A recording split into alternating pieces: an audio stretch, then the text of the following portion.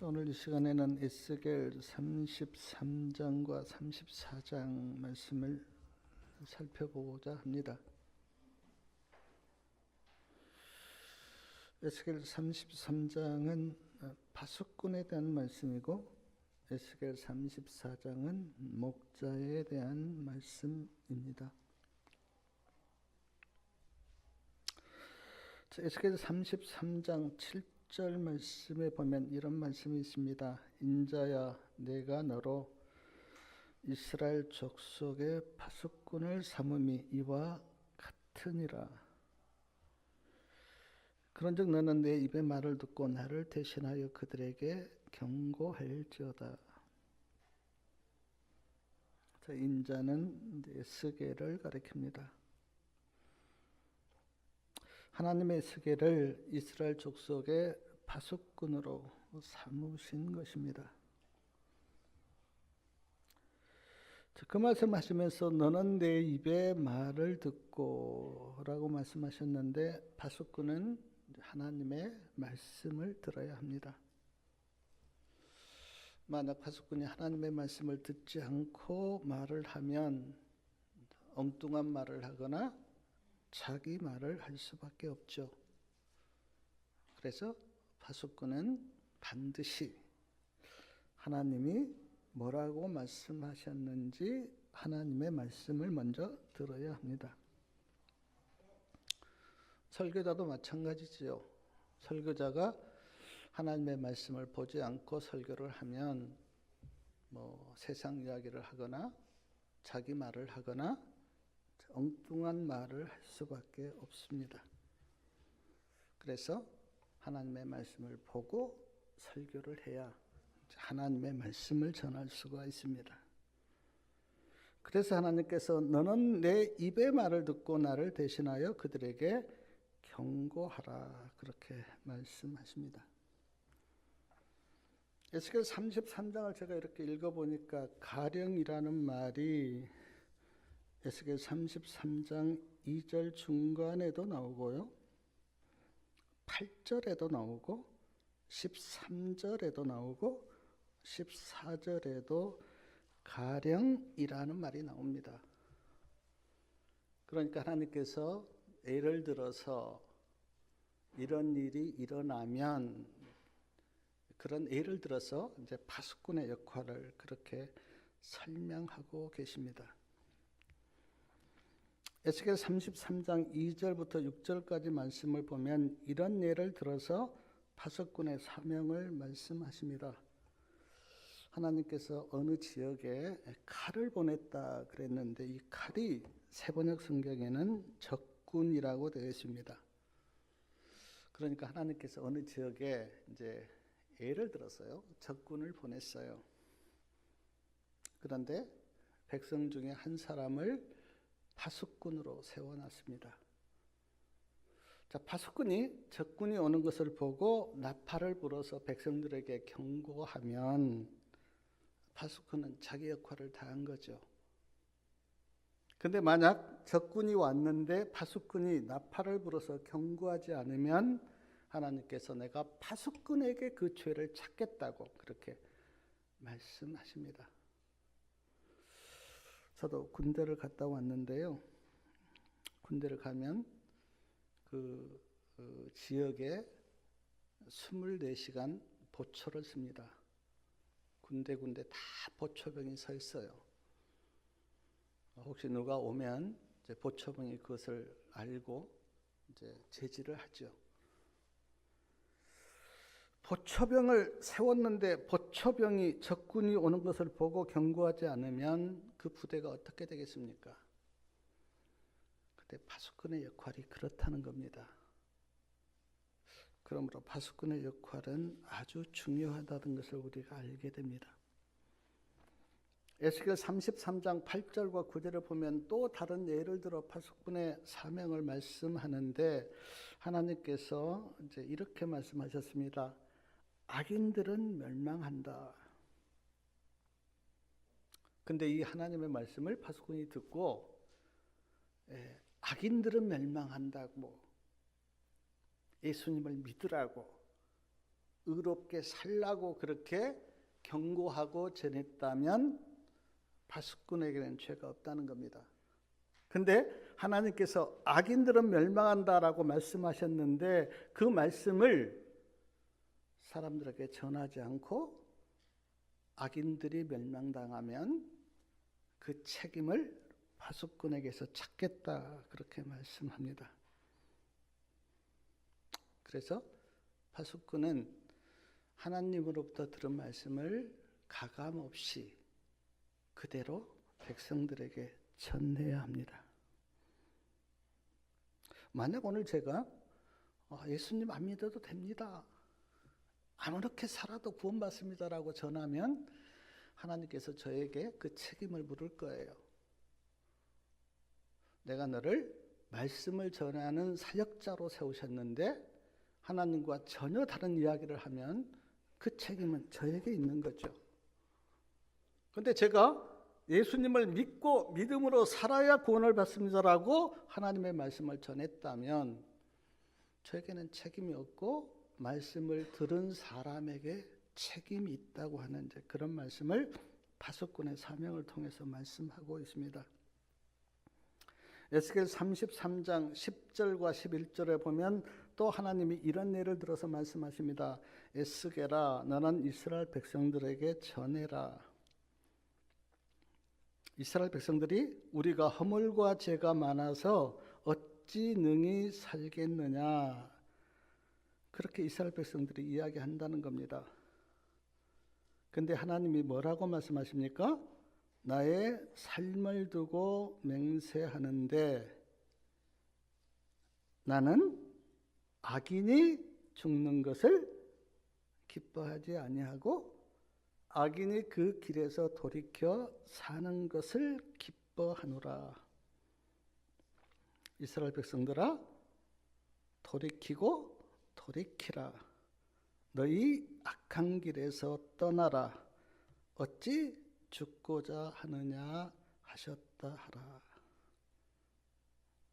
이스라엘 백성들이 우리는 죄가 많아서 구원 못 받습니다, 우리는 멸망당할 수밖에 없습니다, 그렇게 말하는 백성들에게 하나님이 뭐라고 말씀하십니까? 나는 악인이 죽는 것을 기뻐하지 않는다.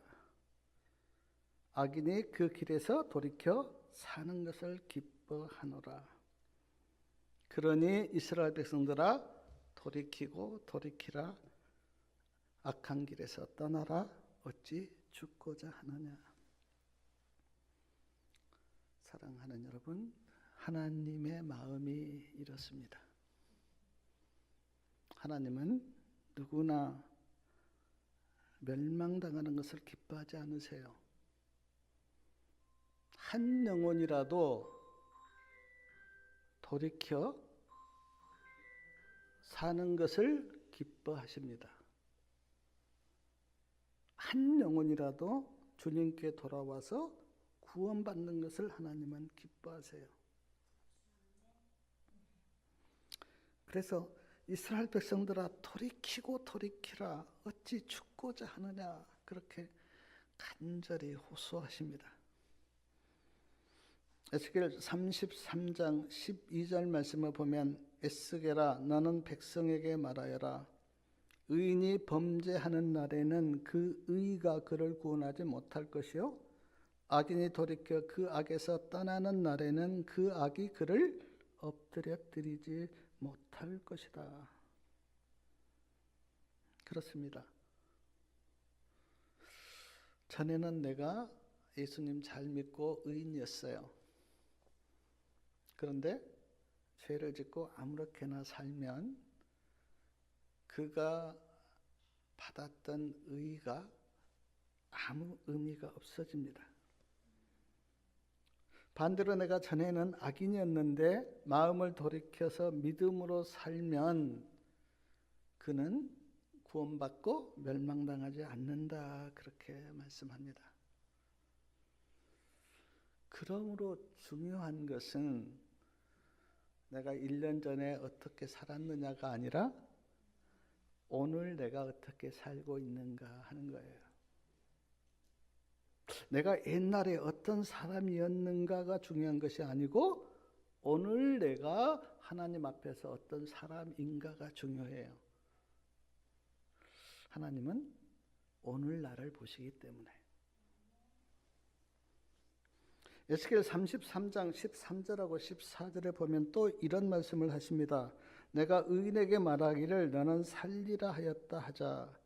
그런데 그 말만 믿고 죄를 지으면서 죄 가운데 살면 멸망당할 것이다. 반대로 내가 악인에게 너는 죽을 것이다 그렇게 말씀하셨는데 그가 회개하고 돌이켜 죄에서 떠나 믿음으로 살면 구원받는다. 계속 반복해서 주님께서 말씀하세요. 내가 옛날에 어떤 말씀을 들었는가가 중요한 것이 아니라 그 말씀을 듣고 내가 오늘 어떻게 살고 있는가. 저는 이 말씀 이렇게 설교 쓰면서 생각한 게 만약 하나님께서 우리의 모든 과거를 물으신다면 누가 하나님 앞에 구원받을 수 있을 건가? 저도 구원받을 가능성이 없습니다. 근데 하나님은 과거를 물으시지 않고 오늘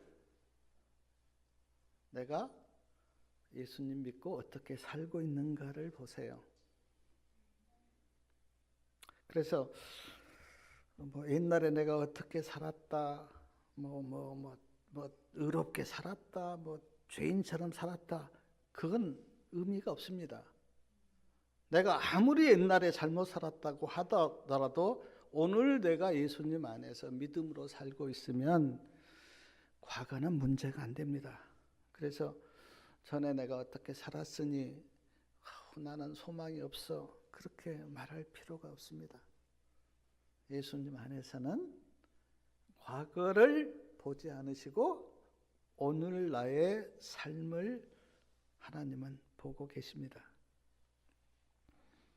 에스겔 33장 17절에 보면 하나님이 에스겔에게 말씀하십니다. 이스라엘 백성들이 내가 공평하지 않는다고 하는데 실상은 내가 공평하지 않는 것이 아니라 이스라엘 백성들의 길이 공평하지 않다. 왜냐하면 이스라엘 백성들이 자꾸 한쪽으로 치우쳐서 어떤 때는 이쪽으로 치우치고 또 어떤 때는 저쪽으로 치우치고 어떤 때는 하나님을 믿다가 또 어떤 때는 우상을 믿다가 그래서 이스라엘 백성들의 길이 공평하지 않는 것이지 내가 공평하지 않는 것이 아니라고 하나님께서 그렇게 말씀하십니다. 우리 에스겔 33장 18절하고 19절 말씀 같이 한번 읽어보겠습니다. 에스겔 33장 18절과 19절 만일 의인이 돌이켜 그 의에서 떠나 죄악을 지으면 그가 그 가운데서 죽을 것이고 만일 악인이 돌이켜 그 악에서 떠나 법과 의례대로 행하면 그가 그로 인하여 살리라. 같은 말씀인데 계속 반복하세요. 의인이 돌이켜서 죄에 빠지면 그는 구원받지 못할 것이다. 그러나 악인이 돌이켜서 그 악에서 떠나 믿음으로 살고 의대로 살면 그는 살리라. 이거는 분명한 진리이고 또 하나님의 말씀입니다. 에스겔 33장 24절부터 보면 누구 이야기를 하냐면 아브라함 이야기가 나옵니다. 하나님께서 아브라함에게 가나안 땅을 기업으로 주신 이야기를 해요. 그러면서 이스라엘 백성들이 이렇게 말합니다. 하나님께서는 아브라함 한 사람에게도 가나안 땅을 주셨는데 우리는 이렇게 수가 많은데 이 땅을 우리에게 기업으로 주시지 않겠느냐. 하나님이 우리에게 가나안 땅을 기업으로 주실 것이다. 그렇게 이스라엘 백성들이 말을 해요. 그런데 그 말을 하나님이 들으시고 에스겔에게 이렇게 말씀하십니다. 에스겔아, 내가 한 말을 이스라엘 백성들에게 전해라. 너희들이 뭘 섬겼다고요? 우상을 섬기고 악을 행하고 가증한 일을 행하고 간음을 하면서 이 땅을 기업으로 받을 줄로 생각하느냐? 이 땅은 황무하게 될 것이다. 그리고 이스라엘 백성들은 심판을 받을 것이다. 그리고 그때에 이스라엘 백성들이 내가 여호와인 줄 알리라. 그렇게 말씀합니다. 사랑하는 여러분, 어떤 사람들은 하나님이 안 계시고 심판이 없다고 그렇게 생각합니다. 하나님이 어디 계셔? 심판이 어디 있어? 그러면서 자기 자신들은 나같이 살라 그래. 나는 착한 사람이고 나는 의롭게 살았어. 세상에 나같이 산 사람이 어디 있어? 그렇게 하면서 자기를 의롭다고 생각해요. 근데 언제 하나님이 계신다고 하는 것을 그들이 알 것인가? 심판 때에. 심판 때 앞에서 그들은 하나님이 계신다고 하는 것을 그들이 깨달을 겁니다. 아, 하나님이 계시구나. 그리고 심판대 앞에서 내가 죄인이었구나. 그렇게 깨달을 거예요. 이스라엘 백성들이 하나님을 떠나서 마음대로 살면서 뭐라고 이야기했다고요? 하나님이 아브라함에게 가나안 땅을 주셨는데 우리는 이렇게 수가 많은데 하나님이 우리에게 가나안 땅을 안 주시겠어라고 생각을 했다는 거예요. 그 이스라엘 백성들의 말을 하나님이 들으시고 아니다. 너희들이 막 우상 섬기고 죄 가운데 있고 악을 행하고 그러면서도 가나안 땅을 선물로 받을 것이라고 생각하느냐? 그러지 말라는 겁니다. 에스겔 33장 30절부터 31절까지 보면 거기 이런 말씀을 하나님께서 하십니다. 30절에 보니까 인자야 내 민족이 즉 이스라엘 백성들이 담 곁에서와 집 문에서 너를 의논하며 각각 그 형제로 더불어 말하기를 가자 여호와께서 무슨 말씀이 나오는가 들어보자. 이 말은 이스라엘 백성들이 에스겔 문 가까이 와서 하나님이 에스겔에게 무슨 말씀 했는지 우리 한번 들어보자. 그렇게 했다는 거예요. 근데 31절에 보니까 백성이 모이는 것 같이 내게 나와오며 내 백성들처럼 내 앞에 앉아서 내 말을 들으나 그대로 뭐하지는 않는다? 행하지는 않는다. 이는 그 입으로는 사랑을 나타내어도 마음은 이욕을 쫓는다.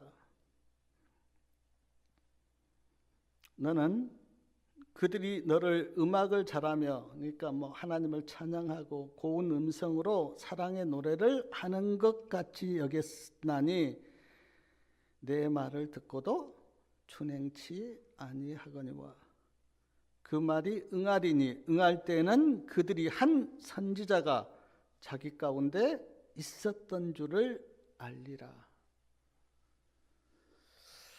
사랑하는 여러분, 저는 이 말씀 앞에서 하나님께서 우리에게 하신 말씀이다라고 하는 생각이 들었는데 저도 마찬가지고요. 하나님의 말씀을 우리가 다 듣습니다. 수없이 많이 들어요. 오늘 또 우리 성도님들이 하나님의 말씀을 들으려고 여기 와서 오셨습니다. 근데 하나님은 이렇게 말씀하십니다. 너희가 내 말을 듣기는 하는데 순종하지는 않는다. 입으로는 하나님의 사랑을 말하는데 마음은 이욕을 쫓는다.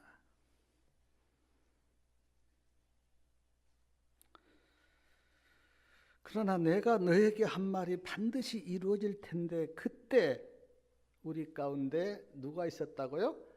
하나님의 선지자가 있었다는 것을 알게 될 것이다. 우리에게 하신 말씀 아닐까요? 말씀을 많이 듣습니다. 근데 그 듣는 말씀에 대한 순종은 잘 하지를 않아요. 말씀을 듣기는 듣는데 행하지는 않습니다. 입으로는 사랑을 말하는데 사랑하지는 않아요. 마태복음 15장 8절에 보면 예수님이 이런 말씀하셨습니다. 이 백성이 입술로는 나를 존경하되 마음은 내게서 멀도다. 사랑하는 여러분, 하나님의 말씀을 순종하시기 바랍니다. 그 듣는 말씀을 그냥 한 귀로 듣고 한 귀로 흘려버리지 말고 그 말씀을 믿음으로 붙잡고 삶 속에서 그 말씀을 순종하시기 바랍니다.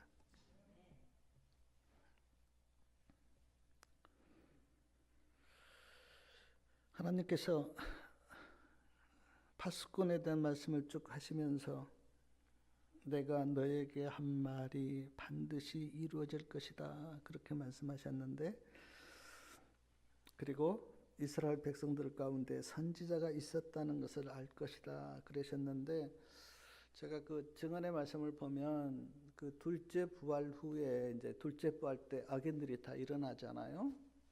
둘째 부활 그 후에 악인들이 예수님이 구주셨다는 것을, 그리고 하나님의 아들이셨다는 것을 다 안다 그랬어요. 예수님이 오셨는데 그 오신 예수님이 하나님의 아들이시고 구주셨다고 하는 것을 그들이 둘째 부활 후에 다 안다 그랬어요. 그래서 모든 사람이 뭐라고 고백한다 그랬습니까? 하나님은 사랑이시다 그렇게 고백한다 그랬어요. 그러니까 지금 예수님을 믿는 백성들도 있고 나중에 예수님이 하나님의 아들 되심을 아는 백성들도 있는데, 그러나 사랑하는 여러분, 그때 알면 뭐합니까? 운명이 다 결정되어 버렸는데, 그때 하나님은 사랑이다 그렇게 고백한들 뭐합니까? 지금 알고 지금 믿음으로 살고 지금 주님 안에 계셔야지, 그때 알면 뭐합니까? 이미 다 우리의 운명이 결정돼 버렸는데. 그러므로 지금 예수님이 누구신가를 알고 신실하게 예수님을 믿으시길 바랍니다. 하나님 앞에서는 우리가 파수꾼의 경고를 들어야 할 다 사람들이에요. 우리가요, 성경에 하나님이 말씀하신 말씀도 있고 예수님의 말씀도 있고 또 선지자들의 말씀도 있고 또 사도들의 말씀도 성경에 있는데, 이 하나님의 음성을 우리가 들어야 할 파수꾼의 경고를 들어야 할 사람들이에요. 제가 이렇게 말씀을 보니까 말세가 되었으니 예수님 맞을 준비를 하라는 파수꾼의 경고가 있는데, 우리는 그 파수꾼의 경고를 듣고 있습니까? 하나님 만날 준비를 하라. 성경에 말세라는 말씀이 여러 번 나옵니다. 말세가 되었다. 예수님 만날 준비를 하라.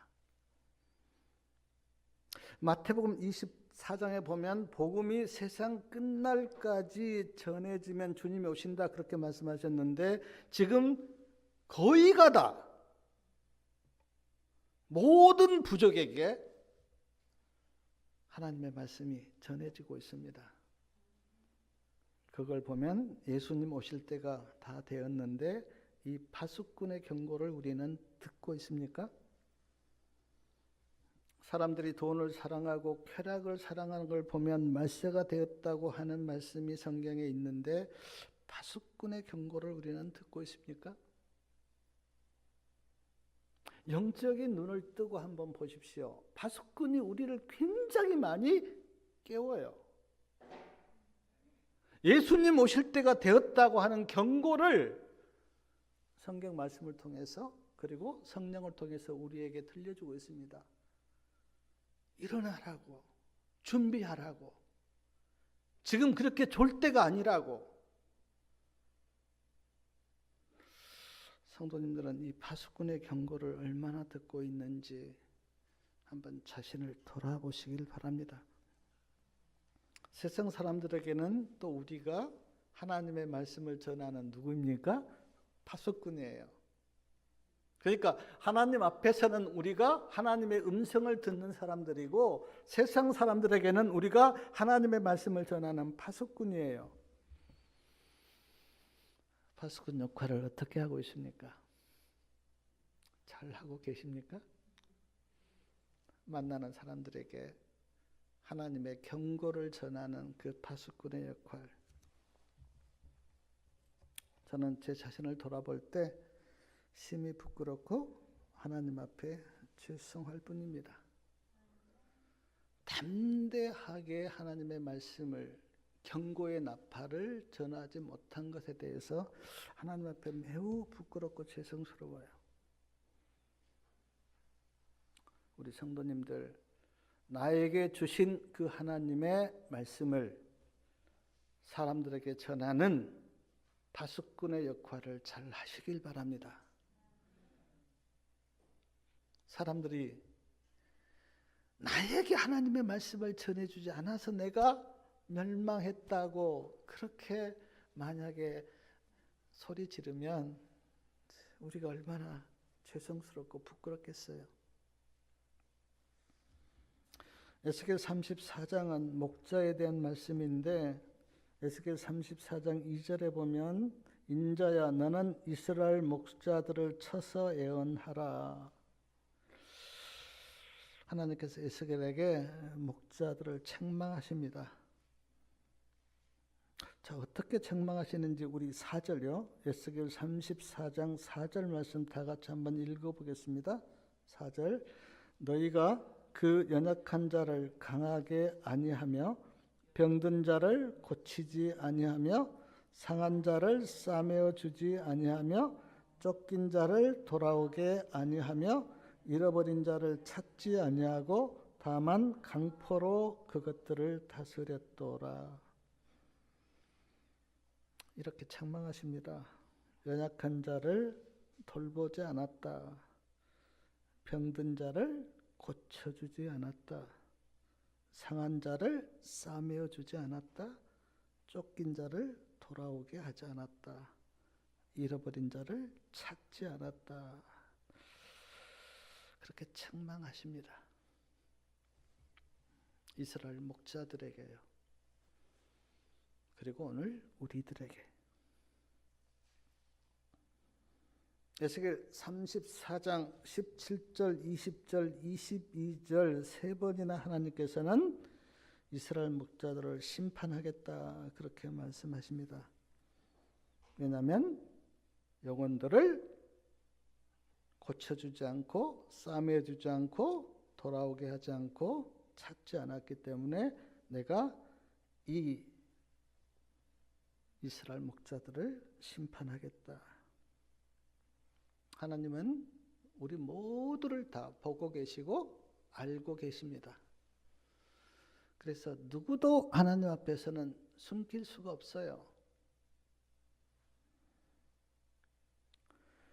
그런데 에스겔 34장을 보면서 내가 참 용기를 가졌던 게 그렇게 책망하고만 끝나는 것이 아니라 에스겔 34장 10절 끝에 보면 하나님께서 내가 내 양을 그들의 입에서 건져내겠다 그렇게 말씀하십니다. 10절 끝에요. 11절에 보면, 자, 11절 말씀 같이 한번 읽어보겠습니다. 나 주 여호와가 말하노라. 나 곧 내가 내 양을 찾되. 12절에도 내가 내 양을 찾아서. 13절에는 내가 그들을 만민 중에서 끌어내며. 네 번이나 하나님께서 내가 할 것이다. 이스라엘 목자들이 충실하지 못했지만 그러나 내가 내 양을 찾고 내가 그들을 끌어낼 것이다. 우리 에스겔 34장 15절하고 16절 말씀 한번 읽어보겠습니다. 15절하고 16절이요. 15절 16절 나 주 여호와가 말하노라. 내가 친히 내 양의 목자가 되어 그것들로 누워있게 할지라. 그 잃어버린 자를 내가 찾으며 쫓긴 자를 내가 돌아오게 하며 상한 자를 내가 싸매어 주며 병든 자를 내가 강하게 하려니와 살찐 자와 강한 자는 내가 멸하고 공의대로 그것들을 먹이라. 여기 지금 내가가 제가 세보니까 6번이나 나오는데 이 내가는 하나님을 가리킵니다. 하나님이 어떻습니까? 목자가 되어서 찾을고 쫓긴 자를 내가 하나님이 돌아오게 하며 상한 자를 하나님이 싸매어 주며 병든 자를 하나님이 강하게 할 것이다. 이분이 하나님이세요. 그러니까 우리를 향한 하나님의 사랑이 놀랍습니다. 하나님은 영혼을 버려두신 분이 아니고 하나님이 찾겠다고, 하나님이 싸움해 주시겠다고, 하나님이 돌보겠다고 그렇게 말씀하십니다. 그냥 누구한테 그래 네가 어떤 영혼 돌봐라 그렇게 하나님이 하시는 게 아니라 하나님께서 내가 찾겠다 그렇게 말씀하십니다.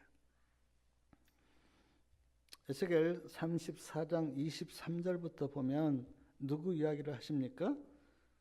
23절에 보면 누구 말이 나옵니까? 다윗 이야기가 나옵니다.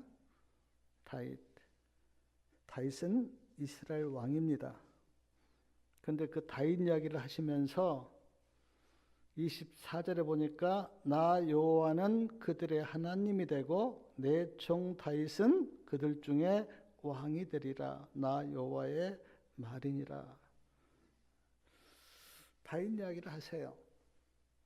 근데 족보를 보면 예수님이 누구의 후손으로 오셨습니까? 다윗의 후손으로 오셨어요. 그러면서 25절에 보면 내가 또 그들과 무슨 언약을요? 화평의 언약을 세우겠다. 에스겔 37장 26절에도 내가 그들과 화평의 언약을 세워서 영원한 언약이 되게 하겠다. 그렇게 말씀하셨는데 우리가 잘 아시듯이 우리는 죄 때문에 하나님과 화평하지를 못했어요. 하나님과 우리가 죄 때문에 관계가 끊어졌습니다. 근데 하나님과 우리 사이에 다리를 누가 놓으셨습니까? 예수님이요. 그래서 예수님 안에서 우리가 하나님과 화평하게 되었어요. 근데 그 화평의 언약을 하나님께서 내가 세우시겠다 그렇게 말씀합니다. 그래서 우리는 예수님이 흘리신 십자가의 피를 언약의 피 그렇게 히브리서에 부릅니다. 또한 에스겔 34장 26절에 보면 하나님께서 뭘 주시겠다고 말씀하십니까? 내가 그들에게 복을 내리며 산 사면 모든 곳에 복되게 하여 때를 따라 뭘 주겠다? 비를 내리되 복된 장마비를 내리리라. 때를 따라 비가 잘 오면 어떻습니까? 농사가 잘 되겠죠. 그리고 많은 열매가 열리겠죠. 그러므로 이 때를 따라 비를 내리겠다고 하는 이 말씀은 하나님께서 우리를 축복하시겠다, 그런 말씀이에요. 그래서 우리로 하여금 하나님의 축복을 받게 하겠다. 스가랴 10장 1절에 나온 소낙비 곧 늦은 비는 성령을 표상하기도 합니다. 늦은 비 성령을 표상하기도 해요. 그래서 우리가 다 지금 늦은 비 성령을 단체적으로 교회적으로 기다리고 있는데, 어쨌든 이 비는 하나님의 은혜를 표상하기도 하고 또 성령을 표상하기도 합니다. 근데 지금 하나님께서 이렇게 말씀하세요. 내가 때를 따라 비를 내리겠다. 이 말씀은 내가 너희를 축복해 주겠다. 그러니까 지금 평화의 언약을 말씀하시고 우리를 축복하겠다, 그렇게 말씀하시는데, 우리 에스겔 34장 30절하고 31절 말씀 같이 한번 읽어보겠습니다. 30절하고 31절요. 그들이 나 여호와 그들의 하나님이 그들과 함께 있는 줄을 알면 그들 곧 이스라엘 족속이 내 백성인 줄을 알리라. 나 주 여호와의 말이라. 내 양 곧 내 초장의 양 너희는 사람이요 나는 너희 하나님이라. 나 주 여호와의 말이니라. 자, 평화의 언약도 맺으시고 또 비를 내려 축복하시고, 그래서 30절에 보니까 그들이 하나님이 그들과 함께 있는 줄을 알 것이다. 그러니까 평화의 언약을 맺고 때를 따라 비를 주니까 이스라엘 백성들이 하나님이 우리 가운데 계시구나. 하나님이 우리를 돕고 계시구나. 하나님이 우리와 함께 하시구나라고 그들이 그때 안다는 거예요. 그러면서 이스라엘 족속 이 백성이 나를 여호와인 줄 알 것이다. 요한복음 10장에 보면 예수님이 선한 목자이시다, 그렇게 말씀합니다. 그리고 우리는 양이다. 근데 우리가 양인데 우리 다 양들이 누구의 음성을 듣는다고 말씀합니까? 목자 대신 예수님의 음성을 듣고 예수님을 따른다, 그렇게 요한복음 10장에 말씀합니다. 그러니까 우리가 하나님의 양이면 하나님의 음성을 듣고 하나님의 음성을 따라서 가야 돼요. 계시록 14장에 보면 14만 4천인의 특성을 이야기하면서 어린 양이 어디로 인도하든지 따라가는 자라, 그렇게 말씀하셨는데, 우리는 양으로서 하나님의 음성을 따라가야 합니다. 사랑하는 여러분, 제가 에스겔 33장과 34장을 이렇게 말씀하면서 우리는 하나님 앞에서는 하나님의 말씀을 듣는 사람들이고 세상 사람들 앞에서는 하나님의 말씀을 전하는 파수꾼입니다. 자, 우리가 하나님의 말씀을 듣는 사람으로서는 우리가 잘 하나님의 경고를 들어야 돼요. 그래야 우리가 준비할 수가 있고, 그래야 적들과 싸울 수가 있어요. 하나님의 말씀을 잘 들어야 때를 분별할 수가 있고 주님 오시는 주님을 우리가 맞이할 수가 있어요. 그러나 반면에 우리는 파수꾼의 역할을 잘 하셔야 됩니다. 내가 들었던 하나님의 말씀을 다른 사람들에게도 전하는 그런 파수꾼의 역할도 잘 해야 돼요. 자, 목자도 마찬가지인데 우리가 다 하나님 앞에서는 우리가 다 양입니다. 우리가 다 양이에요. 양은 목자 대신 하나님의 말씀을 듣고 잘 따라가야 돼요. 하나님께서 일로 가라, 그렇게 말씀하시면 일로 가고, 절로 가라, 그렇게 말씀하시면 절로 가고, 기다리라, 그렇게 말씀하시면 기다리고, 나를 따라오너라, 그렇게 말씀하시면 우리가 따라가야 돼요. 왜냐하면 우리는 양이기 때문에. 그런가 하면 세상 사람들 앞에서는 우리가 또한 목자예요. 하나님이 우리를 목자로 세우셨어요. 베드로 사도는 베드로전서 5장에서 예수님은 목자장이고 너희는 다 목자라고 말씀합니다. 자, 목자는 어떻게 해야 됩니까? 영혼을 잘 돌봐야 되죠.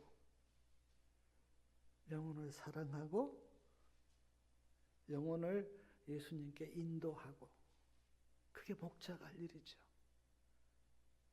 그래서 우리가 세상 사람들 앞에서는 다 목자이기 때문에 한 영혼을 돌보고 사랑하고 그 영혼을 예수님께 인도하는 역할을 하나님께서 우리에게 맡기셨어요. 그러니까 우리는 이중적인 사역이라고요. 하나님의 말씀을 들어야 될 사람이고 또 말씀을 전해야 될 사람이고, 우리는 양이면서 또 하나님의 어린 양들을 돌보는 목자이기도 하고, 이 이중적인 우리의 역할을 좀 잘 이렇게 깨달으시고 하나님의 말씀을 잘 듣는 그런 주의 백성들 되시고, 또 파수꾼의 역할을 잘 하시는 주님의 백성들 되시기 바랍니다. 목자도 하나님의 돌보는 양으로서 하나님의 음성을 잘 듣고 따라가는 양들이 되시길 바라고, 또 세상 사람들도 잘 이렇게 사랑으로 돌봐는 작은 목자 역할도 잘 하시기 바라는데, 어쨌든 제가 이 말씀 이렇게 쓰면서 파수꾼의 역할을 하는 것도 놀라운 특권이고, 또 하나님께서 우리를 작은 목자로 세우신 것도 놀라운 특권이다. 이 특권을 우리가 잘 감당하고 잘 함으로써 그 은혜와 축복이 우리에게 임하도록 하나님께서 그렇게 하셨으니까, 저나 우리 성도님들 파수꾼의 역할 잘 하시고 또 작은 목자의 역할도 잘 하셔서 하나님의 은혜와 축복을 충만하게 받으시길 바라면서 말씀을 마치겠습니다.